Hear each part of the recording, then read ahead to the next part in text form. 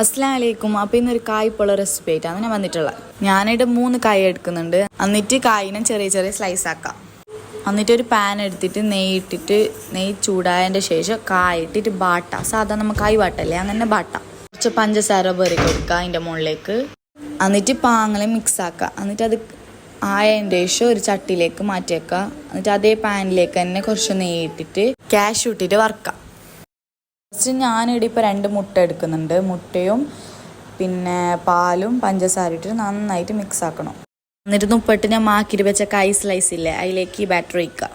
എന്നിട്ട് നന്നായിട്ട് മിക്സ് ആക്കുക. അതിനെ വറുത്ത കാഷ്യൂ ഇട്ട് കൊടുക്കുക. എന്നിട്ട് പാനിലേക്ക് നെയ്യ് ഒഴിച്ചിട്ട് ആ ബാറ്റർ ഒഴിച്ചെടുക്കുക. മൂടിയിട്ട് വെക്കുക.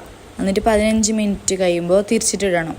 എന്നിട്ട് 15 മിനിറ്റ് വെച്ചാൽ കായ്പോള റെഡി. ഷേപ്പൊന്നും നേരെ ഇല്ല, അതൊന്നും കാര്യമാക്കണ്ട. ടേസ്റ്റ് ഉണ്ടായിന്, അത് മതിയില്ല നമുക്ക്.